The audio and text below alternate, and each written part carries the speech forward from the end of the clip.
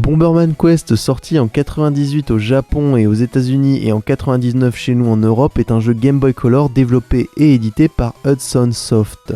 Avant de continuer, on va un petit peu parler de la saga Bomberman en elle-même. Alors je suis pas particulièrement attaché à cette dernière, mais quand on y regarde bien, on a tous déjà joué à au moins une fois à Bomberman. Ça a été adapté sur quasiment tous les supports. Et depuis 83, la licence est encore active, même si Hudson Soft, les créateurs, n'existent plus depuis 2012. Et en plus, c'est sans compter tout ce qui a été mini-jeux et jeux flash qui ont un peu adapté le concept. D'ailleurs, même si je m'y attendais un petit peu, j'ai halluciné en voyant le nombre d'épisodes de Bomberman qui étaient sortis, plus les sagas spin-off, plus les épisodes dérivés uniques qui n'ont pas vraiment eu le temps de développer leur propre univers. Juste sur Game Boy Color, pour donner un ordre d'idée, on a eu 4 jeux Bomberman, même si 2 d'entre eux c'est plus ou moins un seul et même jeu, et c'est d'ailleurs le seul à être un Bomberman classique. Les 2 autres sont respectivement un platformer énigme, et le jeu qui nous intéresse aujourd'hui, un action-aventure façon Zelda.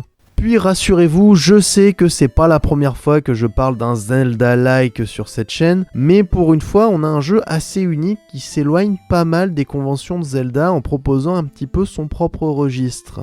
Puis il faut savoir que ce jeu a une aura un peu particulière, alors personnellement je ne le connaissais pas trop avant il y a pas très longtemps, mais j'étais surpris de voir un pote qui était ultra content d'avoir réussi à le rajouter dans sa collection, puis sans doute l'algorithme des réseaux sociaux a fait que j'ai vu d'autres personnes très contents de l'ajouter en parlant comme d'un grand classique de la Game Boy Color un peu méconnu. Et donc la question, est-ce que je vais venir jouer les troubles faits en pensant que le jeu est pas si bon que ça, ou qu'on ne veut pas volontairement voir des énormes défauts, ou au contraire dire que c'est un jeu tout à fait génial qu'il faut jouer, et ben on va un petit peu développer.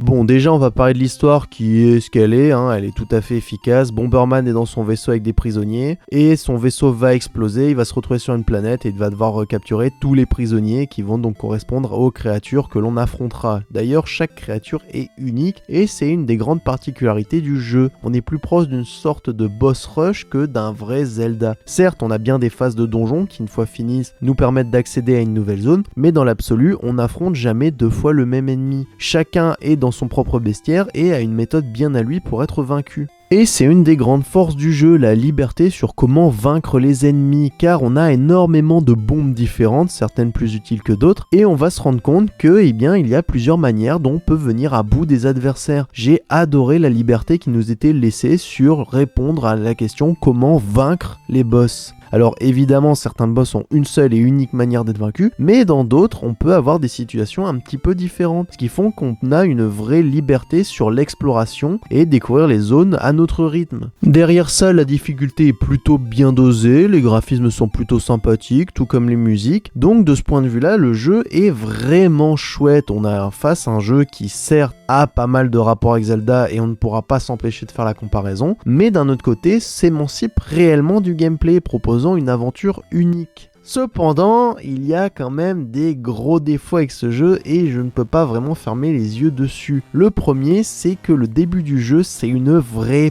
plaie. Déjà, Bomberman est lent sa mère et au début c'est juste ultra chiant. C'est uniquement quand on commence à récupérer des items qui nous font aller un petit peu plus vite que le jeu devient plus sympathique. Et en plus, il n'y a pas vraiment moyen de farmer la vie du fait des ennemis uniques. Il faut réaffronter des boss qu'on a déjà fait pour récupérer de la vie. Heureusement, ça marche avec les premiers, mais c'est un petit peu pénible, surtout quand on s'avance dans des zones un peu plus avancées, surtout sur la fin du jeu, qui d'ailleurs me pose quelques petits soucis. Alors je vais éviter de rentrer dans des termes trop techniques que de toute façon je ne comprends pas plus que ça, mais simplement le jeu peut assez facilement se softlock, car même si on est très libre pour vaincre les ennemis et donc les affronter plus ou moins tôt, le jeu n'est pas vraiment conçu pour ça, parce que j'ai découvert que j'avais récupéré un objet sur un ennemi, que je n'étais pas censé battre à ce moment-là, et le problème c'est qu'en récupérant cet objet, on ne pouvait récupérer un autre objet qui pouvait nous permettre d'avancer. Et donc ça fait que j'ai dû abuser de bugs pour pas avoir à tout recommencer, parce qu'on était à plus de la moitié de ce jeu, qui a d'ailleurs une très bonne durée de vie, et que avec les petits problèmes de lenteur du début, j'avais pas du tout envie de recommencer. Et ça c'est chiant. Et tant que je suis à parler de la fin du jeu et un petit peu de problèmes un peu techniques, Le jeu est pas vraiment optimisé pour la console, c'est-à-dire que les 2 derniers boss en particulier, la Game Boy elle est à genoux, ça clignote à mort, ça ralentit de fou et on sent que même s'ils ont voulu faire du combat ultra dantesque et épique et plutôt réussi dans l'idée, la console n'y arrive pas, elle arrive pas du tout à suivre et on voit qu'elle en peut plus et qu'elle est à bout. Et c'est vraiment dommage ce début et cette fin de jeu mitigée, car sinon l'aventure en elle-même est très sympathique et prenante à faire, dégageant sa propre identité, faisant regretter que l'on n'ait pas eu d'autres opus de Bomberman Quest qui auraient sans doute corrigé les défauts énumérés, mais attention, le jeu dans l'absolu reste quand même plutôt réussi.